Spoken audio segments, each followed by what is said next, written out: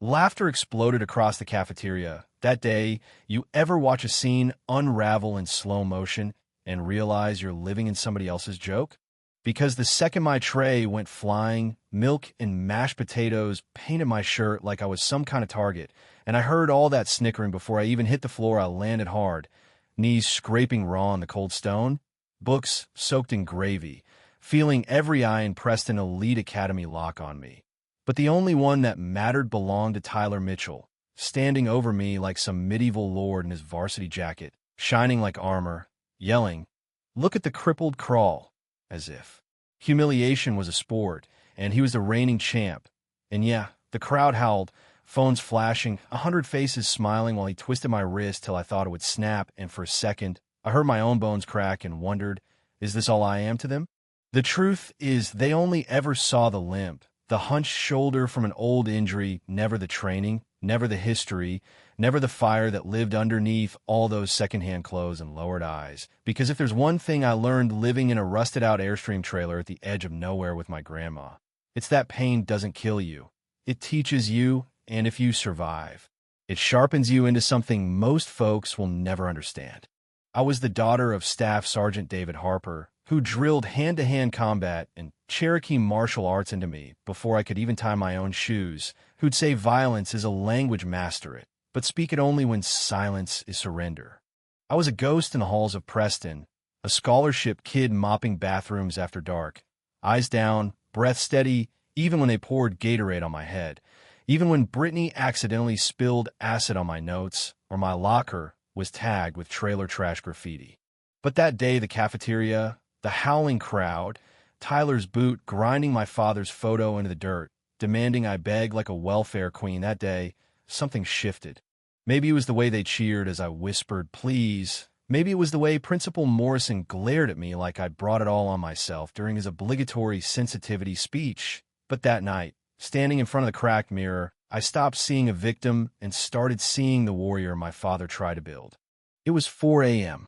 when I limped back into that abandoned warehouse where I used to train my legs, screaming, balance shot, breath shallow, but pain was an old friend, and moving through those old forms, my body remembered what my heart almost forgot.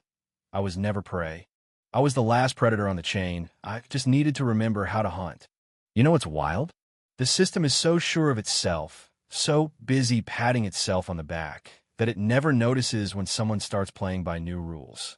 I started watching, documenting every shove, every accidental spill, every teacher looking away, and in the school library, I found the original charter buried under a century of dust, mandating equal treatment for all. Yeah, the law was still on the books, just ignored by everyone but me.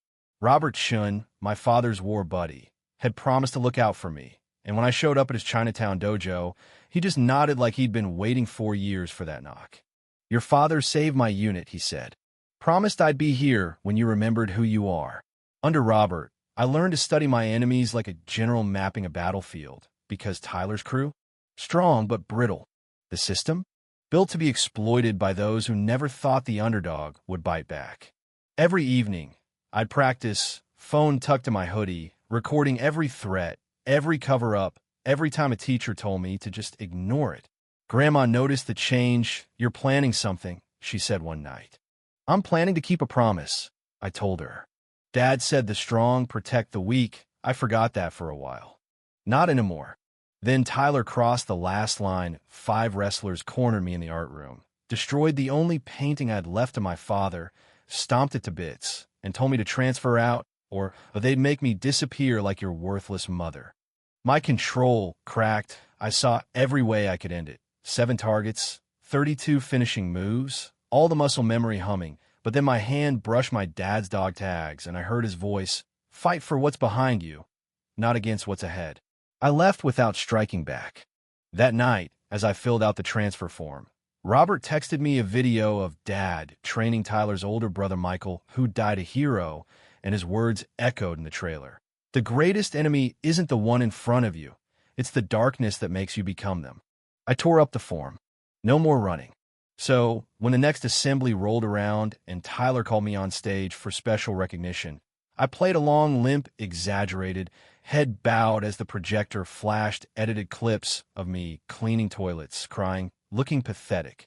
Tyler grabbed my shoulder, told me to thank everyone for their charity. But instead of collapsing, I swept his ankle, redirected his weight, and sent him crashing to the stage, my knee planted exactly where it needed to be.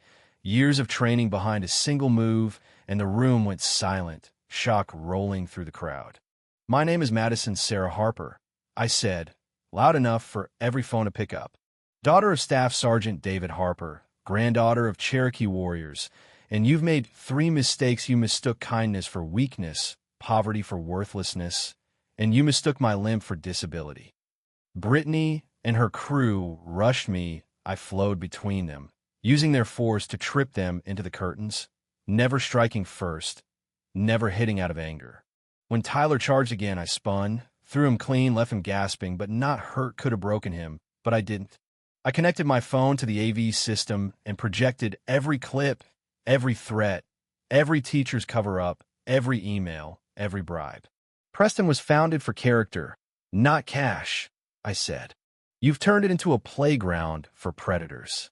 Principal Morrison's face went pale as I told him and the entire room that copies were already with the state board, the media, the FBI. "Enjoy your lawyers," I said. I turned to Tyler, told him his brother would be ashamed, that real strength protects, it doesn't prey, and for the first time, I saw him, really saw him, not as a monster, but as a broken kid lost in grief, turning pain into poison. I offered my hand. After a moment, he took it. "I'm not here to destroy you," I said. "That would make me no better than you. But Preston changes today." As I left the stage, my limp no longer felt like a wound, it felt like a warning, a badge of survival, and behind me, chaos erupted as students realized the bullying was all on record, that their futures might never be the same.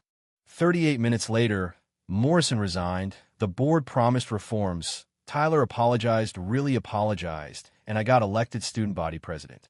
We started a martial arts program, taught confidence to the powerless and humility to the privileged, and for the first time, Preston Elite Academy felt like a place for everyone.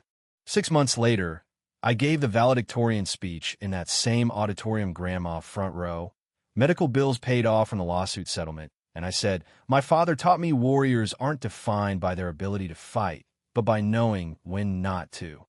I'd spent years thinking survival was strength, but sometimes the greatest act of peace is stopping those who would destroy it.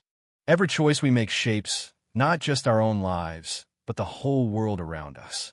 After the ceremony, Tyler handed me a letter from his brother, mentioning my dad. "You could have destroyed me," he said, voice rough. "Instead, you saved me. I'll spend my life trying to be worthy of that mercy." And as we parted, I felt anger finally let go because in seeking justice, I found something bigger, the power to turn pain into purpose, enemies into allies, darkness into light.